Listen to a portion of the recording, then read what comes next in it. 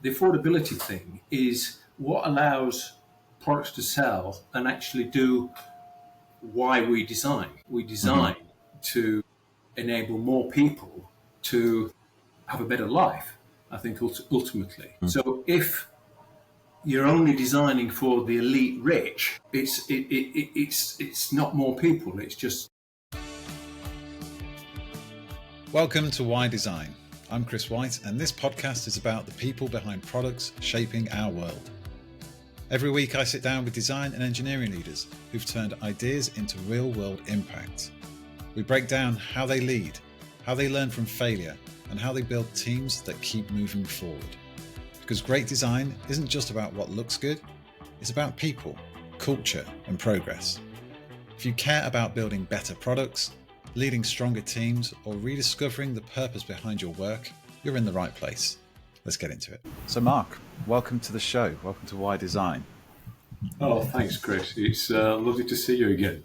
Yeah, likewise. It's been a while. It's absolutely brilliant. I mean, the key question, why design? Well, we'll dive into that very shortly. But no, it's great to have you on the show, and yeah, thank you so much for making the time, especially given my travelling recently. It's been difficult for us to connect, but it's great to sit down with you. For those that are watching this on YouTube or kind of wherever it is that you might watch your podcast, you can see you've got an eclectic mix behind you. Folding bikes, there's a sports car, there's good plants and tech, and then I know you've just told me that there's all sorts of stuff behind the camera as well, all crammed into a small space in pool, isn't it? So great start. So anyway, I'm going to do my very cringy brief intro, and then we'll dive into the question you've already alluded to. But so again, welcome to the show, Mark.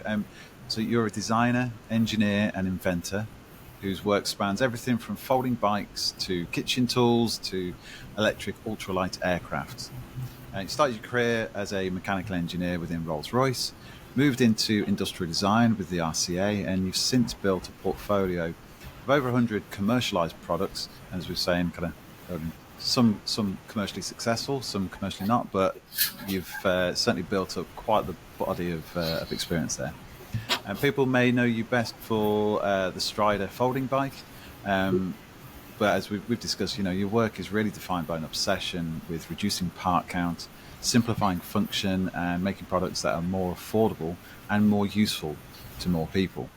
So we're going to run through some of your highlights and your lowlights from your career, talk about what drives you, and reflect on how to make invention a lifelong craft. In this episode, we're going to dive into whether designers can build a career through invention alone, the power of concept simplicity, low bill of materials, and value engineering, what it means to create designs for all and why so few people do it, some of war stories from folding bikes, failed products, patents, and the joys of being locked in a factory, and your approach to staying small, staying hands-on, and staying curious. So it's the big question now then, Mark. So as I ask everyone at the start of the episode, why design? What got you, where did it all come from? Where did your fascination with engineering and invention come from? Well, I mean, as a little kid, I was taken around steel factories by my granddad. He'd probably be not allowed now because you were like, 4 feet from the pouring metal. And I'm sure that had a bit of an effect on me. But the first time I actually remembered why to design was, I think, when I was about 10, and the film 2001 came out, which I absolutely loved. And I thought, hang on, this is the future. People have actually designed that. The lady that walks around and then does that and then walks along, and the pen floating in space. I thought, hang on, people actually create the future. I'd like to do that. And so that was the first inkling, and so I just loved making stuff as a kid, and usual designer story, anything from electric synthesizers to model airplanes. I spent ages with model airplanes, RC planes. You build them for 2 weeks and then bring back a bag of bits at the weekend when they're all smashed up. That kind of thing. You learn about building pretty damn quick. So and so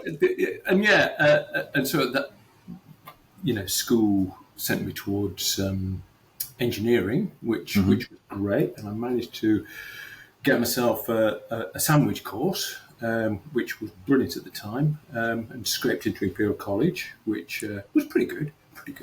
And then some good alumni that have gone through there. Yeah, I had this nagging feeling when I was there, because we used to spend our lunch hours going across to the Royal College of Music, and a bit further on, the Royal College of Art.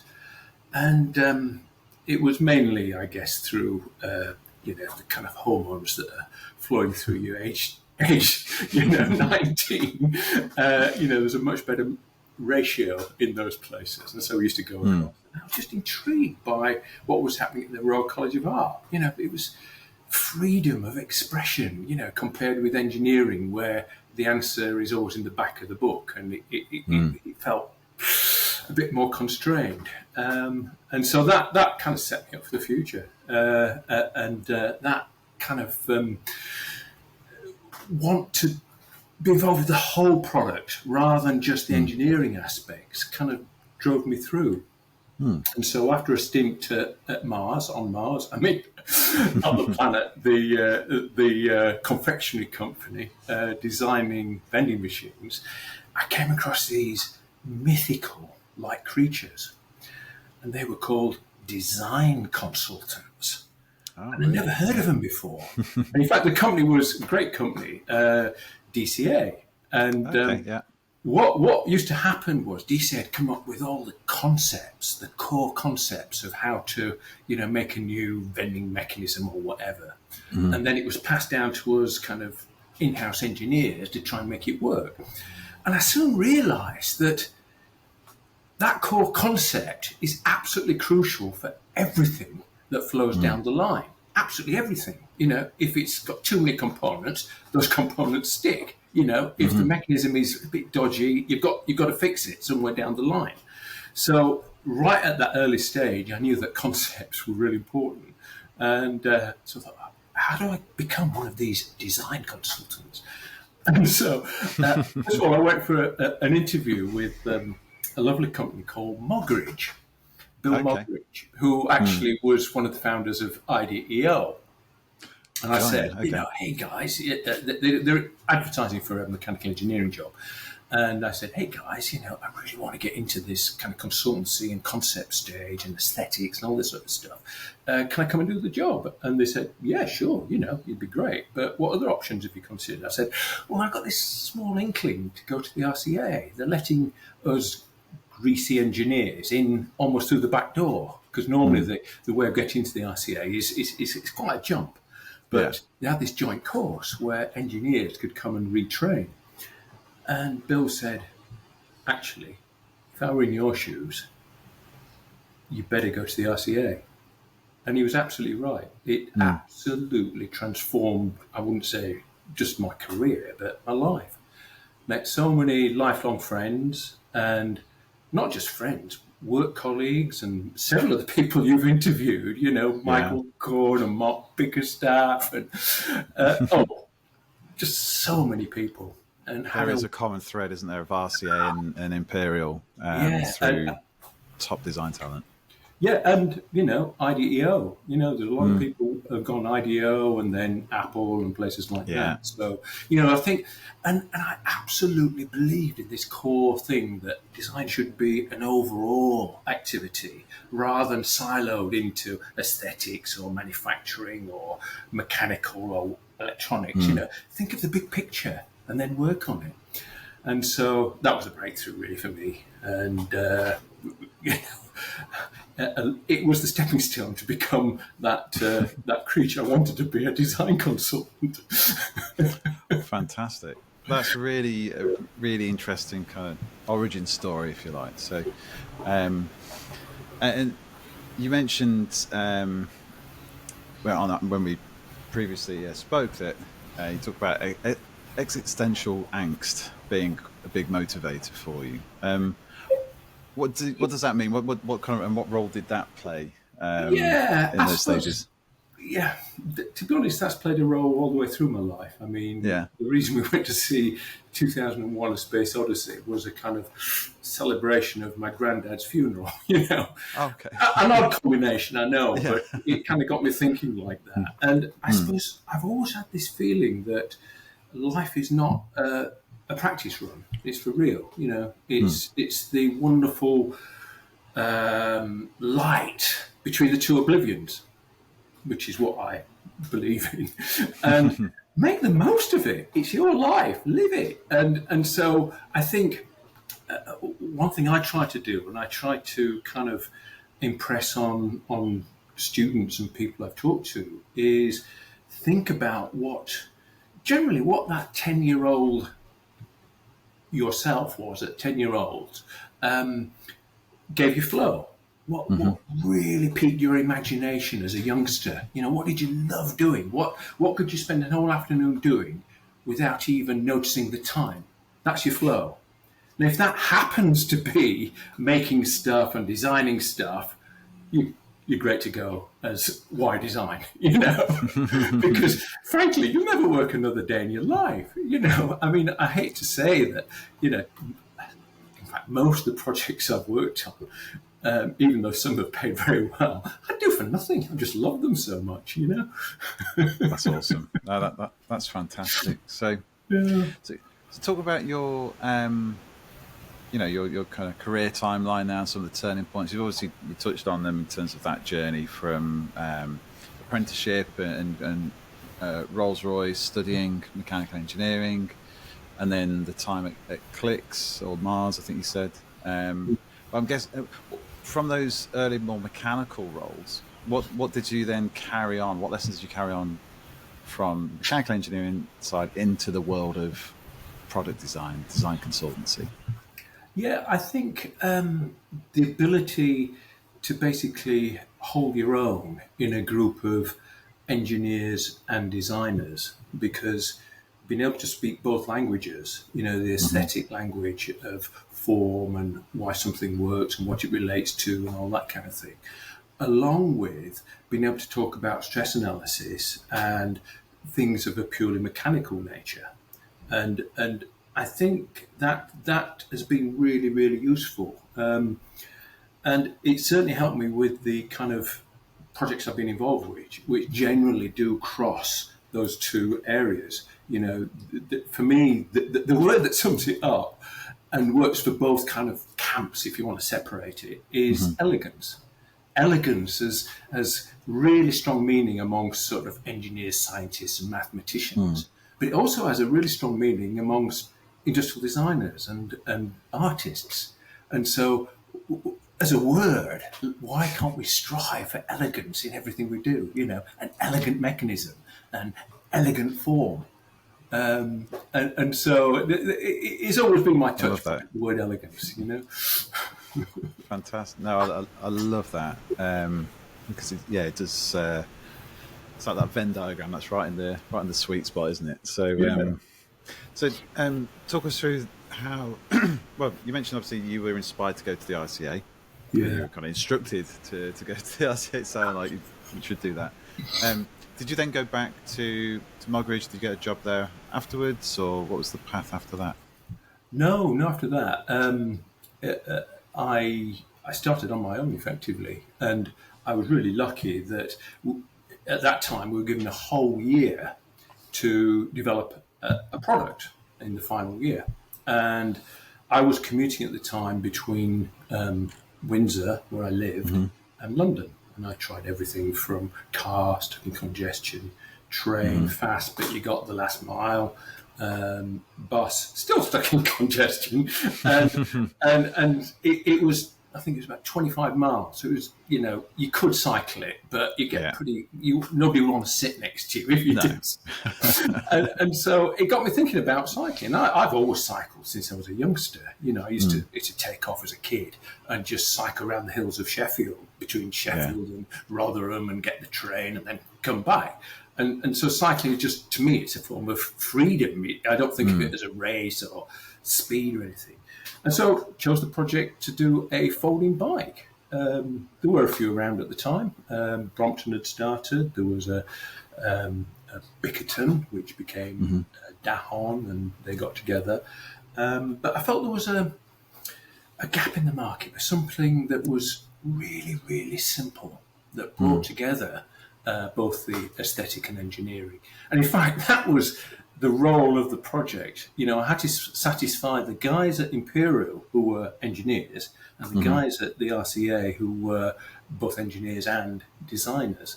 And so the aim was to do a really simple, clean, elegant folding bike. And that's where the Strida came. And I was chuffed with it at the time. It worked. I mean, it introduced a lot of new innovations which hadn't been done before. 3 tubes in a triangle, and one of the tubes is actually the steering. So it's actually doubling up its use.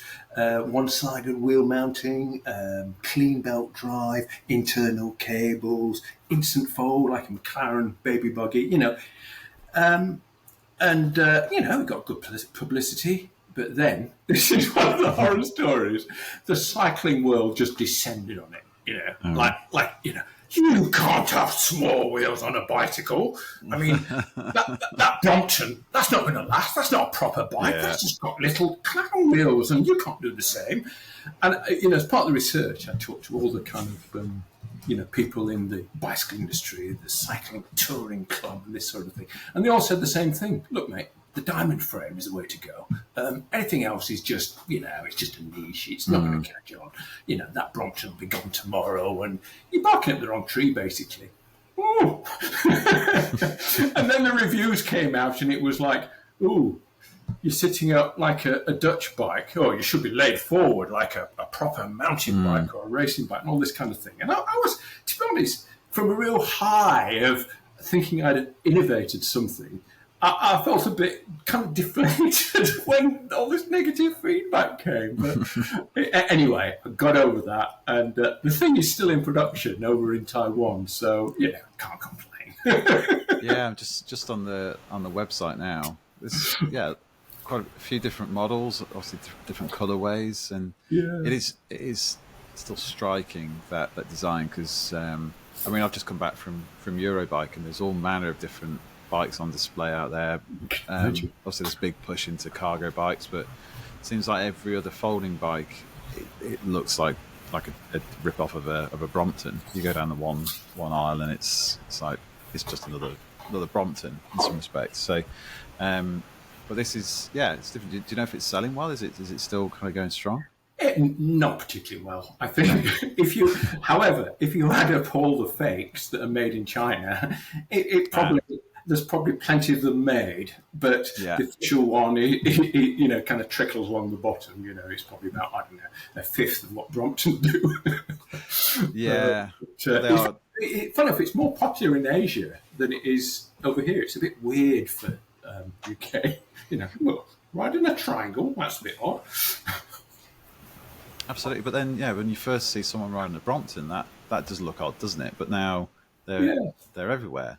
I mean, the Brompton riding experience is an interesting one for when you first step on it, because of the centre of gravity isn't where you're used to, because obviously the wheel's right underneath you. I'm just looking at yours now. I guess it probably has more of a traditional kind of riding stance in some respects, in that you're not right over the front wheel, are you? Because it is kind of out in front of you. So, interesting. So your first role was it developing that into a business then, into a product? Yeah, but not me. I knew that my skills were in design and engineering, and not building companies. And I proved that to myself several times, with failed business attempts. But funny enough, I learned from my colleagues at the RCA that, artists and people like this, about the importance of PR, getting the message across. And so as part of the degree show, I kind of sent a lot of invites out, and one was to the Sunday Times, who came and photographed it, which was great. Oh, amazing. Very visual. And that attracted entrepreneurs. And one was Clive Sinclair, who I formed another relationship. Another one with this guy called James Marshall, who was actually a serial entrepreneur, you could call him, and one-time manager of Greg Norman, the golfer. And he was a lovely chap. And he was the guy that actually built the first Strida business. And I learned so much from, following his coattails, Fantastic. Yeah. So you licensed the idea to him, and he took it on as a business then?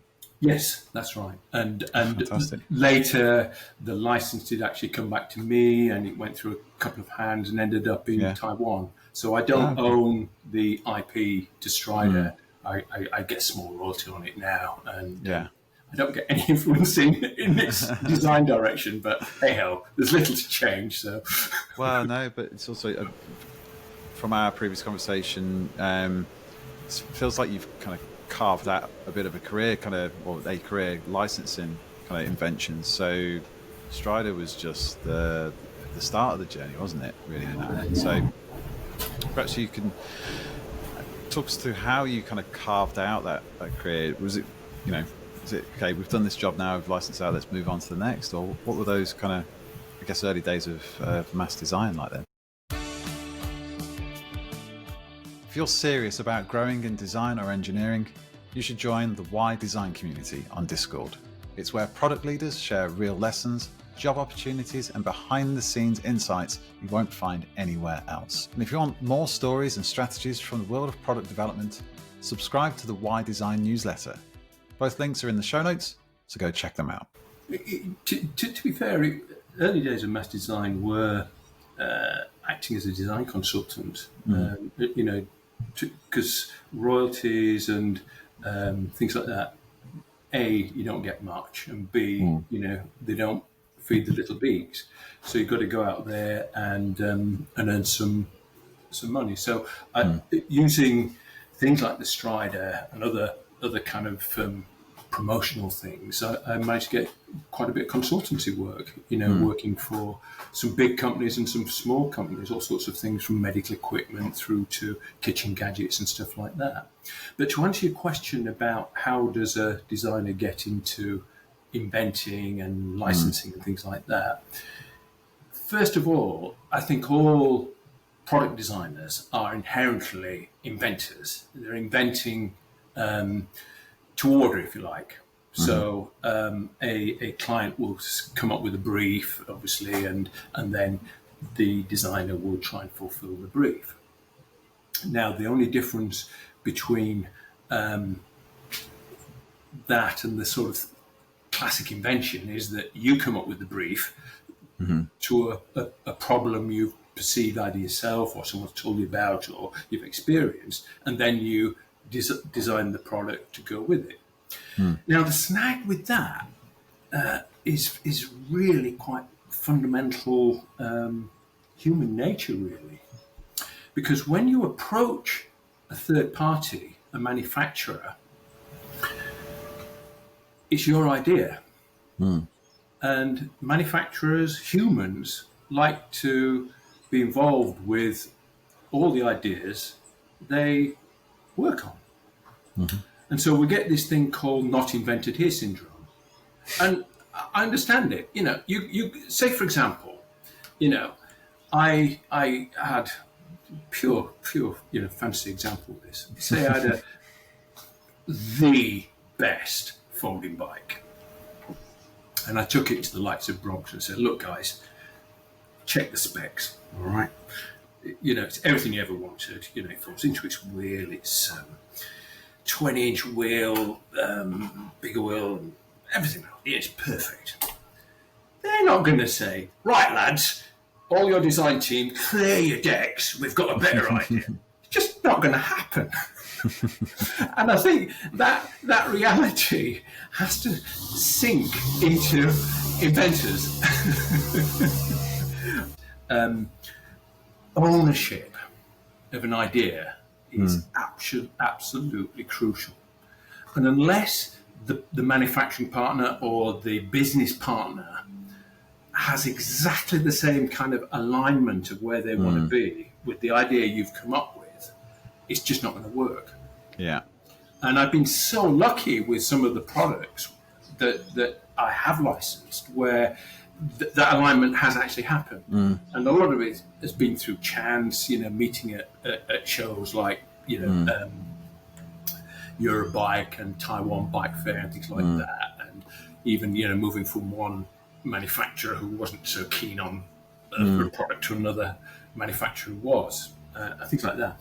But I think the message would be is to work in partnership with potential manufacturers, or in fact, not so much manufacturers, brand owners and founders. Because let's face it, manufacturing these days is easy. If you can get anything made anywhere. It's the key first question that all these manufacturers ask is, how many containers do you want?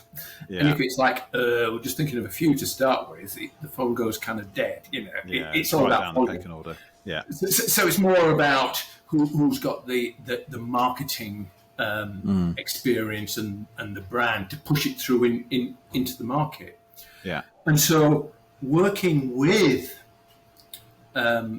people with brands and people who already have all this set up is probably the best way. And the best example of that in my career has been working with Joseph. Okay. Because they actually, we met over a very early product. I did a folding cutting board. But they used to come to me and say, Mark, we want to get into, and they came up with several scenarios, but we want to come up with for example, a can opener. And I know you've done a can opener before, but we want ours to be A, B, C, D. And so working with them to do this invention rather than inventing independently and proposing it works so much better. And so rather than being paid to act as a consultant, work with them in partnership. And they're lovely guys to work with because they're both product designers. And they are so enthusiastic about product design. And it became a synergy. I proposed something which they said, a little bit crude. Can you put a nice button on there or make it? And honestly, it was really a kind of joint exercise. And I think that meant that the ownership of the products that came out of that kind of journey were owned by them and me, more them than me, in fact. And I think that's a really a better way of thinking about licensing and inventing. So that scenario you've just described there, that sounds fairly typical of like a freelance gig or a design consultancy briefing, but with the added element that you're going to create some IP and you'll get royalties, or you'll be able to license that IP to Joseph. So what would your advice be then to someone listening that kind of is stuck in that zone of kind of taking a brief and delivering it and then the client owning all the IP as opposed to partnering? How do you make that leap, I suppose? Yeah, funny enough, some of the bigger companies I work with, like Titleist, the golf company, I proposed that to them. I said, look, I'll work for a much smaller fee, and maybe you could pay a tiny little royalty, because I knew their sales were pretty good. And they said, no, we just don't do that. And I think that tends to be the route. That, again, it's down to ownership. They want to own the whole thing. Yeah. But in the scenario you've just described, I think certainly for smaller companies, if you said to them, look, I won't charge you any design fees, or I'll charge you just cost of materials, but we then share the project and you pay me a small royalty, that's sharing the risk. It's sharing the ownership, it's sharing the involvement. And I think that would probably work. But to do that, you still need to keep the beaks fed. Yeah. So it still relies on, in my case, a lot on my wife, who had a full-time job in the NHS, and the thing is, the career of I wouldn't advise it. The career of an inventor as an income that does that. You have whole years which have worked on things and gone nowhere. Yeah. And so you've got to factor that in. Yeah, I think it's having a blended approach, isn't it? It's having enough projects that have got the potential to pay out at some point, but making sure you can keep the lights on, keep the beaks fed, with the standard kind of consulting work. Yeah. That's advice I always get from consultancy owners who have a royalty or an IP strategy as well. Because once you've got a handful of those running as well, it can create a lot more certainty for the business. If you've got regular royalties coming in, it's a lot easier to manage your recruiting, for one, because you're not so at the beck or the behest of the markets and the pipeline. But no, that's really interesting. So let's move on, shall we? On to simplicity, bill of materials, and design for all. So you've told me that you believe good design should reduce complexity and cost. So how do you approach concept design with simplicity and cost in mind? And what's the real world impact of reducing bill of material and manufacturing steps? One more point on that last thing is, if you're a consultant and your work's going like this, use the trough, fill in the troughs with own work, which could possibly be licensed, or if you're entrepreneurial, you could turn into a side business. That's a final bit of advice for trying to juggle consultancy and inventing. But coming on to your point about concept design. I mean, for me, concept design is the core of design, and I spent hours and hours on it. I mean, for example, I love doing the Strida bike so much that years later, I came, after seeing my son riding his bike and having a lot of fun, I came back to designing bikes, and I got a lot of fun out of that. And over the last, to be honest, 15 years, I've come up with lots and lots of different concepts for bikes, mountain bikes, folding mountain bikes, full-size bikes that fall into their own wheels, blah, blah, blah. And just enjoyed that. Some have been actually commercial jobs, some have been just, and each one is a different concept. What I try and do is immerse myself in the area and then just learn everything about it, and then just write down as many ideas as possible. So it's down to quantity. It's a bit like the brainstorming process. But if you have a massive amount of concepts you can choose from, you tend to choose the best ones. But those concepts often, and this is what I've been doing with the bikes, have to go almost into production before you can prove that they're any good. And frankly, a lot of them weren't. So that's the catch to that approach. But I mean, the biggest benefits of this concept design are, I mean, it's a total win-win-win scenario. There's less bits to design. That's one thing, by making it simple. Simple to assemble. Fewer parts. Less to go wrong. More reliable.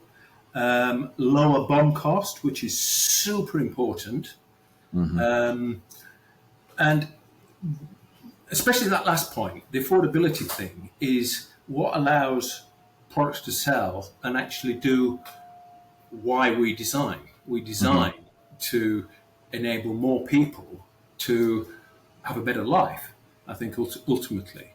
So if you're only designing for the elite rich, it's not more people. It's just, so affordability has two ace benefits. You can either make a product that sells in huge volumes at a very small margin, or you can choose, which a lot of people do, is to sell it at a high margin to a few people who spend a lot on marketing and branding and things. But the key to both of those is the low BOM cost and the simple concept that makes that possible. How do you balance having a low bomb cost, having a small bomb versus aspects like recyclability, repairability? So I speak to a lot of designers and inventors, and they'll talk about reducing the bomb cost. We'll take a screw out here, we'll use glue instead, or we'll use a clip. But there's always, I guess, a compromise. Obviously, I'm not the designer here, so please correct me if I'm overreaching it. But you take a screw out, you glue it. That makes it more harder to recycle or repair. You can't have access to the battery, but if you want to have access to the battery, you've got to have another part molded up, with a clip. Or, so how do you get to the point where, I guess you've gone through these concept designs, you've gone through all this brainstorming, you've got to pick the one that's most optimum, that's most elegant, but it's also most affordable. How do you balance that?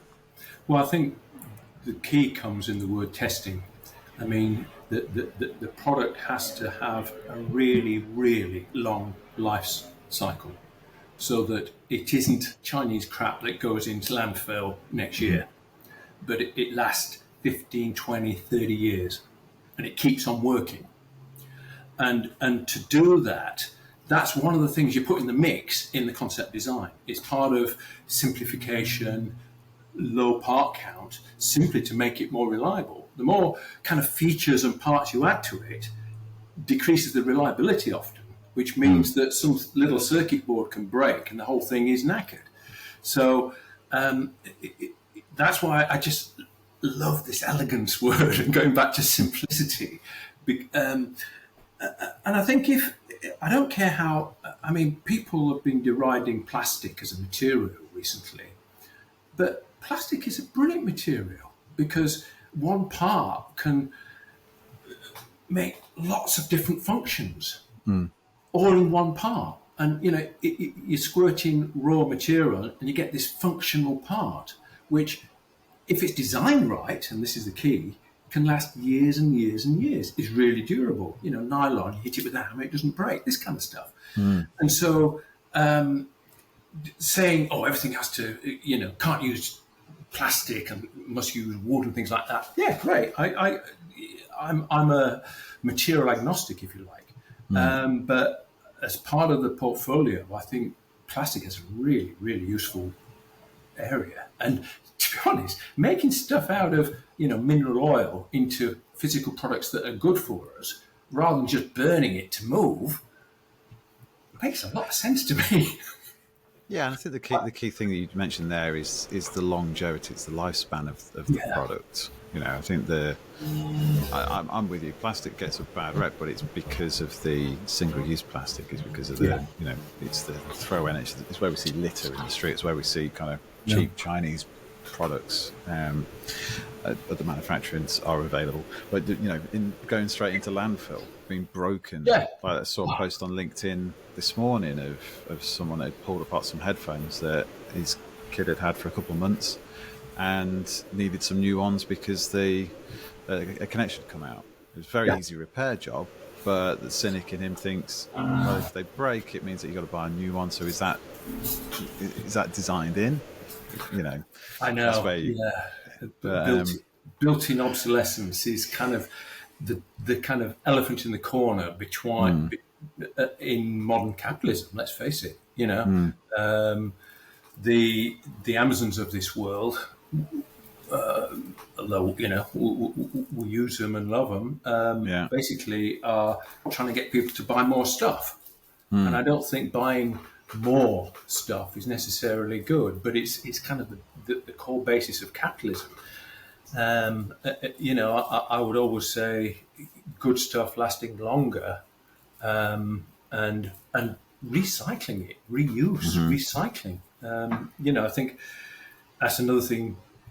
As an engineer and designer, we can, get kids to rebuild things and see how they work. And I think that maker movement is really exciting because it starts, it starts to get people dismantling things and rebuilding them.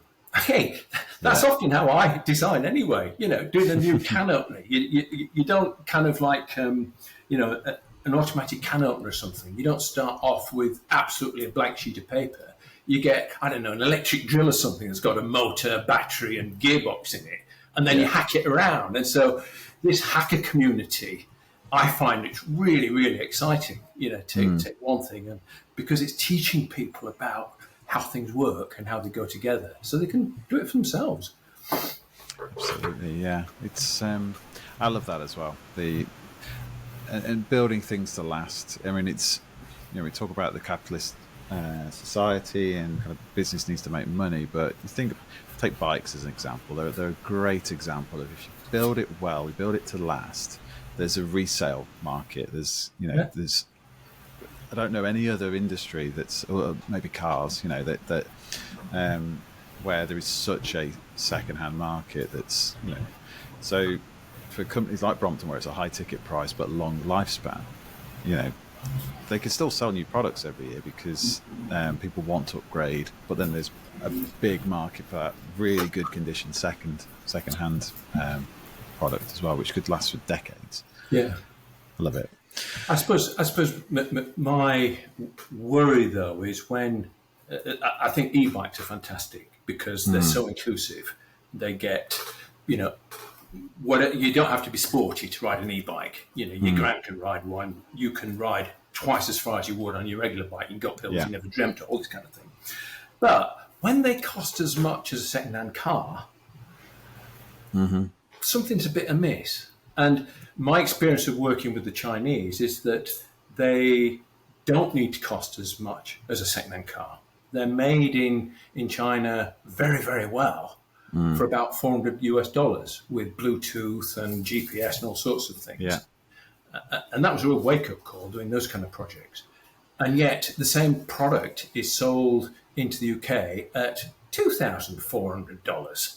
And that big fat margin in the middle, I think, to be honest, is a bit greedy.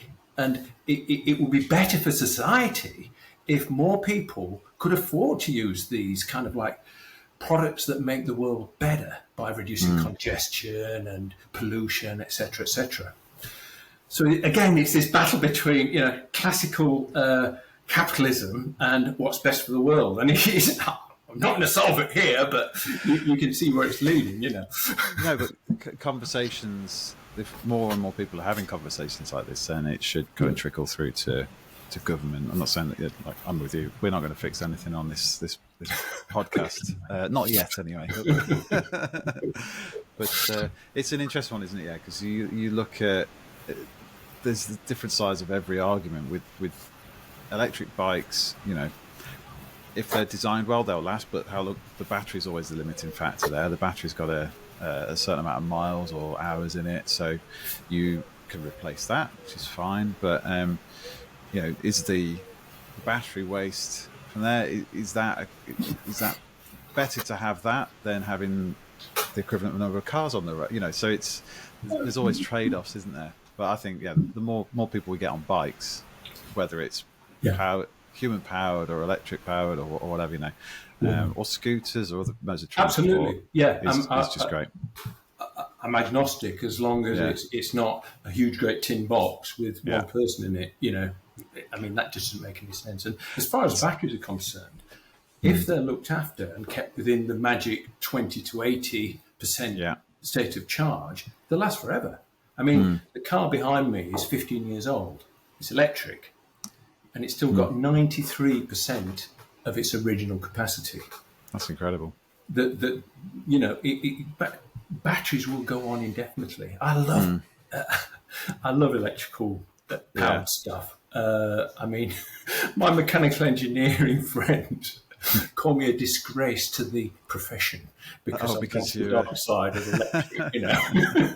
But it goes back to simplicity, doesn't it? If you've got a motor and you've got a throttle, you're golden. Exactly. One moving part. Yeah.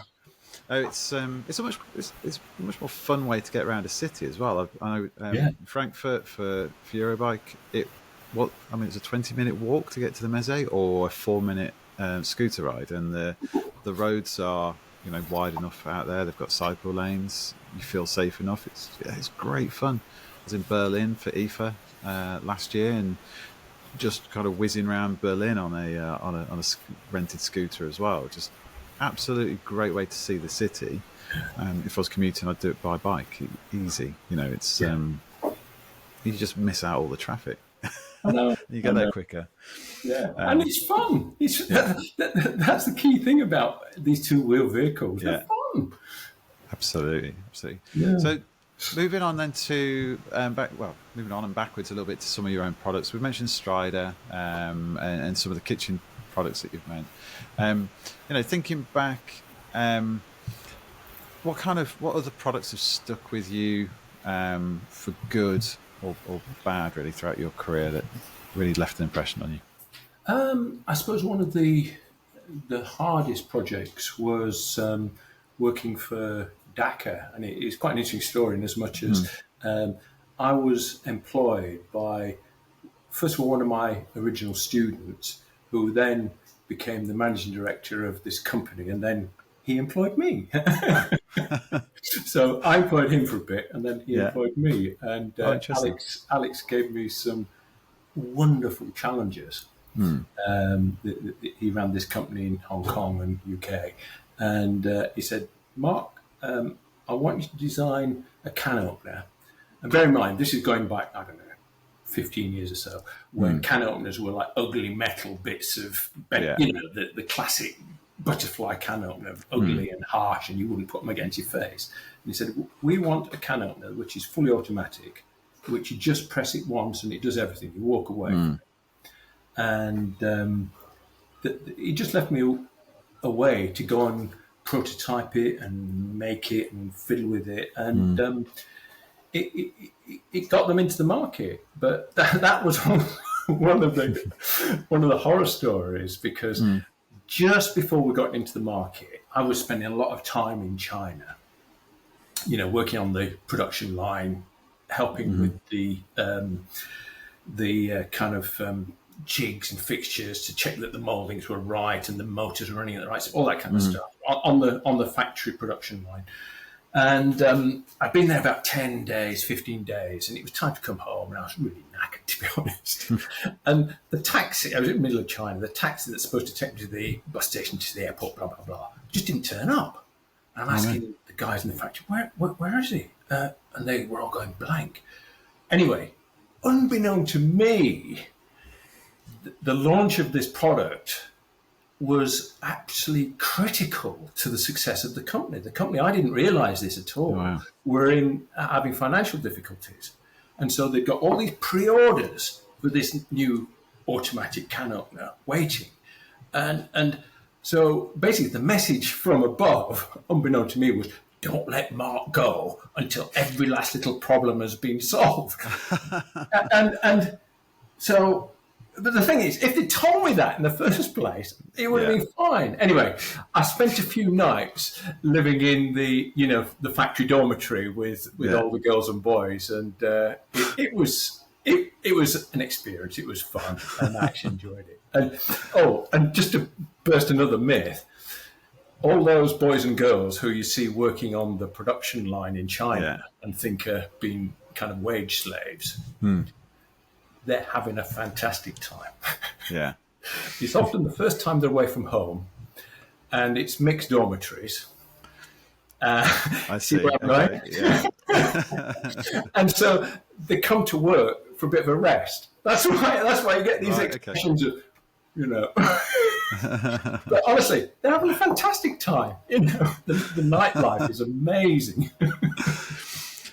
Anyway, sorry. That was it goes with the pressures, though, doesn't it? It's like it does. You need the you need the release as well. I've just had a message from a friend who's a few hours ago. It was 1 a.m. in China, and he's stuck trying to fix some tooling because the customer has changed the specification of that affects the accessory that he's designing, and they've already gone to tooling. So he's 11th hour.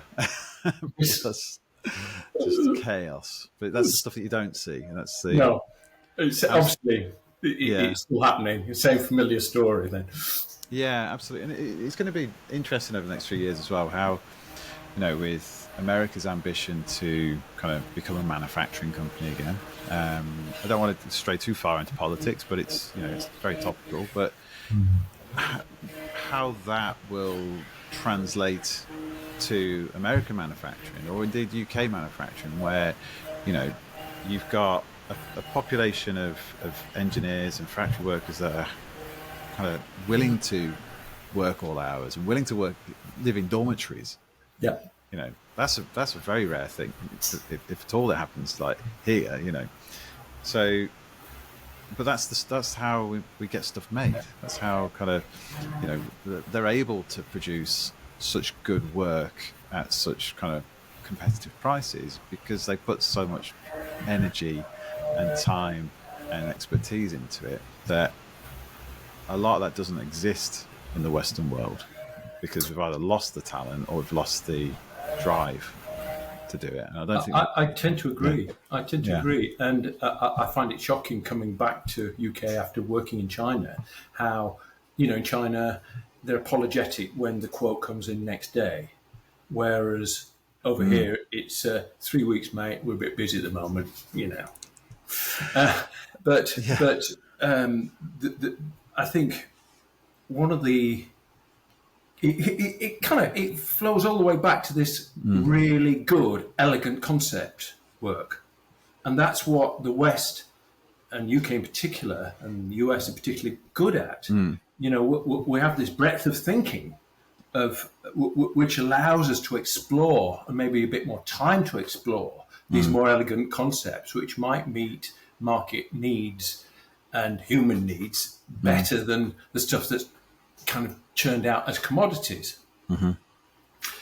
And so that linked with, I think, some foundational manufacturing processes, things that have been used in the car industry for years and years and years, that have actually been proven and got the cost down, even in the UK, because the UK still makes cars.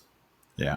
And they have to be affordable and competitive on a global market. So some of those processes must be pretty close to what's happening in the rest of the world. So why can't we use them more in other products?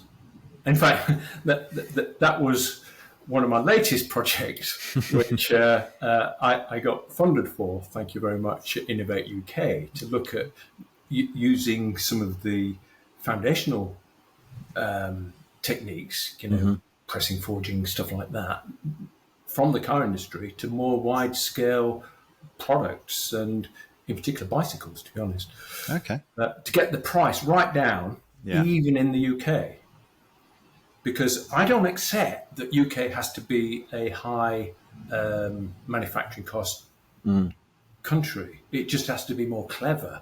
And so I'm talking about, this is where mass production comes in, robotics and mass production of making parts, like injection molding, blah, blah, blah, rather than hand making them, which, to be honest, is better done in places in Asia where wages are lower, and so they can afford to do that hand making. So I don't think it's all lost in the West. I'm quite positive about it, to be honest. Yeah, I think you're right. Yeah, it's not going to be. It's not going to be labour that kind of gets manufacturing back. It's going to be technology, robotics, and clever problem solving in that respect.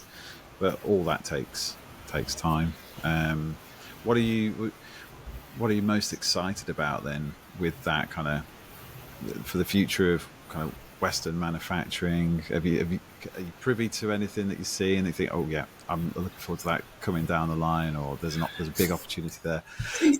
If I put you on the spot, then I appreciate you. You might not be able to share everything, but yeah. I wanted to pause a moment to talk about Kodu, the specialist recruitment partner for physical product teams. When founders outgrow their early team and need engineers who can scale hardware, that's where we step in. When design consultancies win more projects than their teams can handle, we help them find senior designers who deliver without losing creative quality. And when established brands push into new hardware categories, we bring in leaders who've built category-defining products before.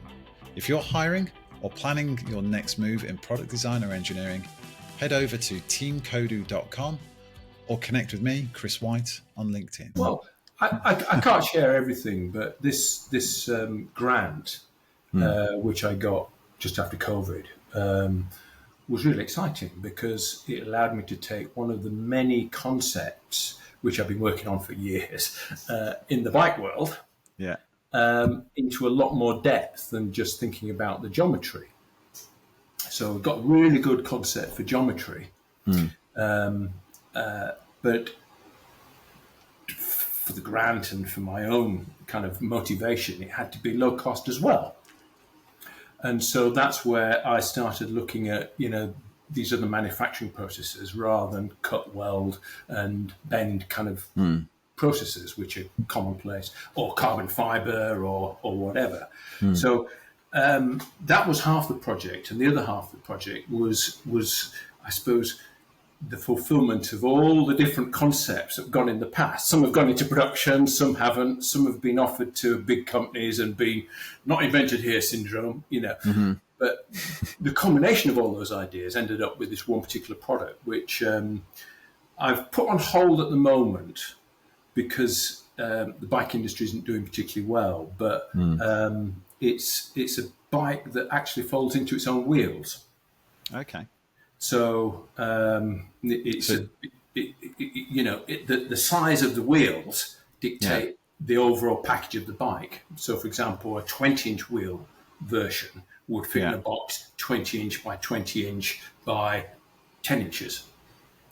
Wow. Which, when you compare with other competitors, that makes it 20% smaller, but with a 20% larger wheel size. Yeah. And to be honest, the fun of working on that concept is what gives me the kind of flow condition that I just love. But I'm holding back on it for the moment because the market's not ready for it. We'll see. Yeah, I definitely felt that last week at Eurobike. There were fewer exhibitors. There was literally two less halls compared to the previous year. Yeah, I think, and I mean, I'm particularly interested in, e-bike and cargo bike technology, especially around kind of stuff that looks and feels like a consumer electronic. That's not necessarily a frame. It's something to either convert an existing bike, or it's clever transportation or whatever it might be. But apparently there was a lot of the big brands that you would normally expect to see at the big bike show that didn't turn up. They had their own separate kind of shows on in town instead, apparently. Wow. So yeah, interesting times. We'll see that they're in for some changes next year, which they announced at the Leaders Night. So I think they're going to have a bit of a shake-up next year to account for more micro-mobility as opposed to just bikes and separate that out of the two. Yeah. But we'll see. Challenging times. Yeah, I think you're right. The bike industry really needs a good shake-up. They're not consumer products, bicycles. They are machines of torture for sports people with, visible threads and nasty things like chains and gears that my wife, although she's a hardened cyclist, still has to ask which one is the big gear, Yeah. Totally, non-user friendly. And it's quite funny, actually. I wrote about this in the bike industry and said, where's the innovation, guys? And why don't you make bikes for everyone rather than just the racers? And the answer is, we agree with you. I thought there'd be, and in fact, I think people in the bike industry can see this, but they just don't know how to change. Because change is so hard, and we've always done it this way. We've always had a diamond frame and yearly colour changes, and let's make the tyres a bit fatter. Let's call it a gravel bike, Yeah. I've seen the gravel bikes, and I swear I was riding a gravel bike 40 years ago. Exactly. But call me a cynic, but if if keen cyclists are prepared to spend £500 on a set of gears, £5,000 on a new bike because it's 20 grams lighter than last year's bike, knowing what the margins are, as you've just described, that they can get them down to, there doesn't seem to be much incentive to make a everyman bike, other than for the decathlons of the world are doing a good job of getting good quality, cheap bikes to people. But still, those you've still got to change the gear. You've still got to change the chain. You know, it still requires maintenance. But yeah, Right. so it's a fascinating market.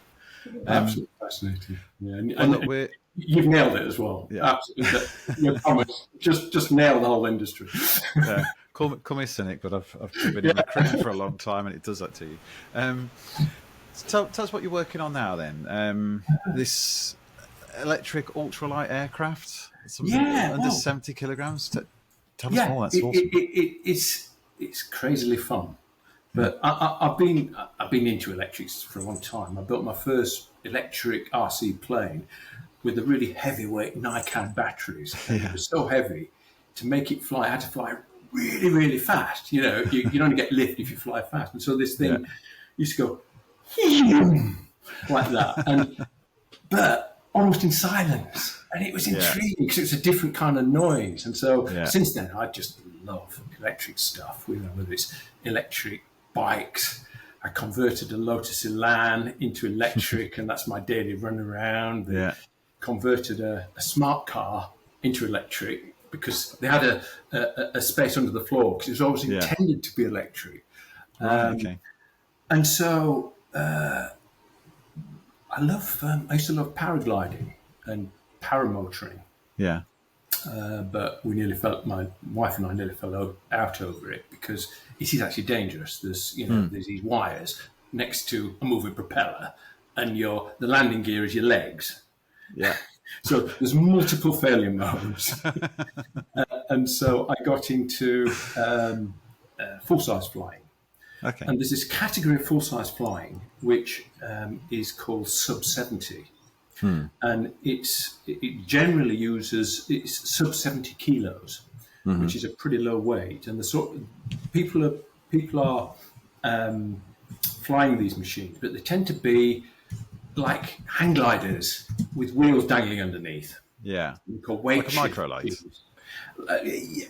Not microlights, but the microlights are like light Cessnas now. These are like hang gliders with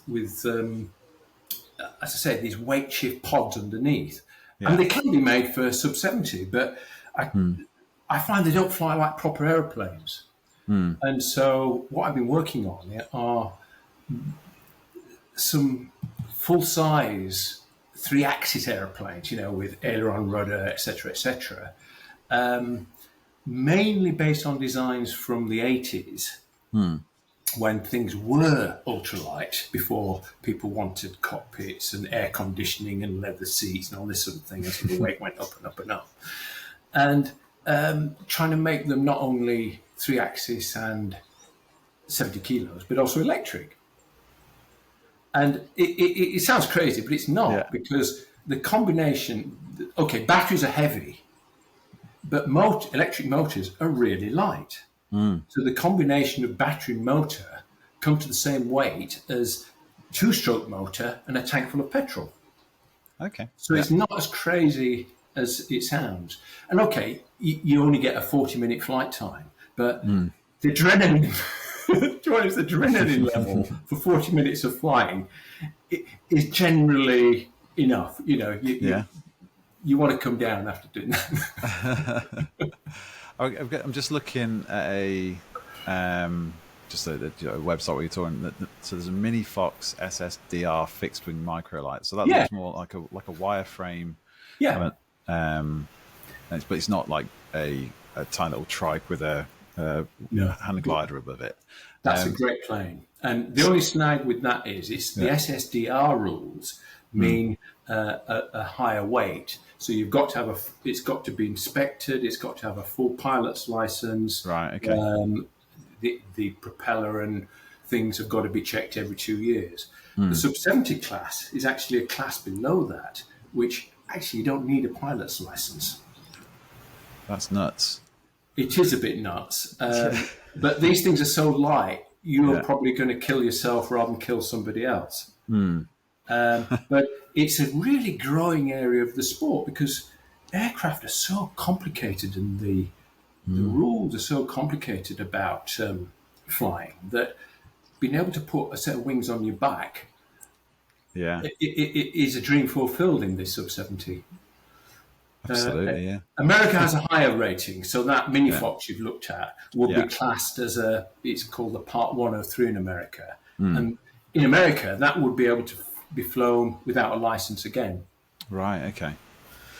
It's a good plane, actually. Its wings fold and it's a nice plane. So the one you're working on is similar to that, but obviously lighter. Yes. And electric powered.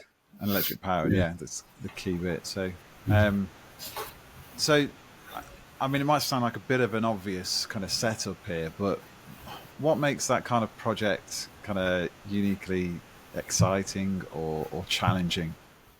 The challenge for me is it's never been done before. Yeah. And I get bored if there isn't a challenge.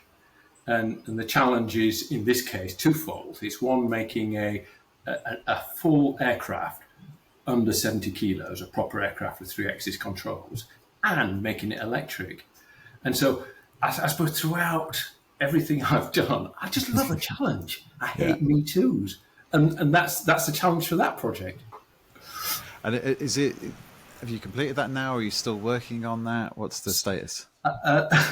I've got one, this goes into the horror stories, one version which I've only hopped in. In other words, I've done hops, but its steering system was terrible. And as soon as it hopped, it then what's called ground looped. Okay. In other words, it just spun on the ground, which isn't very good. You don't want to do that. And so I've parked that literally for the time being and working on one which is, I think it's on my website somewhere, right at the bottom with all the pictures. A nice big red one, call it the Red Baron, which I'm designing a new undercarriage for, which will be a tricycle undercarriage. You can steer it from the front wheel. But the challenge is making all the bits and pieces come to a total of under 70 kilos. Yeah, brilliant. So if you go to my website and down the bottom, there's a thing called more pictures or more products. Well, this will be a good opportunity to plug the website then as we approach the end. So what's the website? MAS design.com. MAS-design.com. Yeah, and if there's a few pictures in the middle, it's a bit old school, but down the bottom it says, there's a few highlighted products at the top, but down the bottom it says more products or more activities. Got you. I've got it here. Oh, I want it, I think one of the first few, more products activities. That just brings up it's just a dumping ground for lots of projects I've worked on, and the top left-hand one is the one I'm working on at the moment, the ultralight, and it's based on an 80s design, which, funny enough, the core design is still in production because it's so good, the basic airframe, but making it light is the hard aspect, and all the weight was in the undercarriage. It's incredible. Yeah, I mean, I've got to say, that looks like a lot of fun, but the surroundings you're in, the place where you're working, just looks absolute dream. The blue one, that's the one that is ready to fly, but I'm not ready to fly it yet. It's got such a tendency to ground loop that I'm parking that for the time being. You don't want to be coming in hot and then doing donuts, do you, on that one? So. No. But having said that, because they're so light, the stall speed is like walking speed. It's like 17 miles, running speed, 17 miles an hour. Both these planes stall at. Oh, that's nuts. Maximum speed 40 miles an hour. So we're talking super, super slow and quiet. I'm guessing you're not going too high though, are you? So you feel like you're going faster than I guess you would in in a larger aircraft, and you're a lot more exposed as well. That's part of the fun. It's like cycling, but in the air. You feel the aircraft moving and the wind blowing past your face, and it's a great feeling. Three-dimensional cycling goggles. Yeah. Think of cycling, but in 3 dimensions, and you got the idea. That's awesome. Right, we're at the end of the show now, so we're going to wrap this up. But just one final, maybe bit of advice, really, you can share with listeners. You've stuck to doing what you love for 40 plus years now. So, what advice would you give to students or young inventors that are kind of at the start of their journey? That's a great question. Yeah, I would say trust in yourselves. I think certainly for me, certainly for people like Mozart and things, you're at your most creative as a student and in your 20s. But that takes confidence.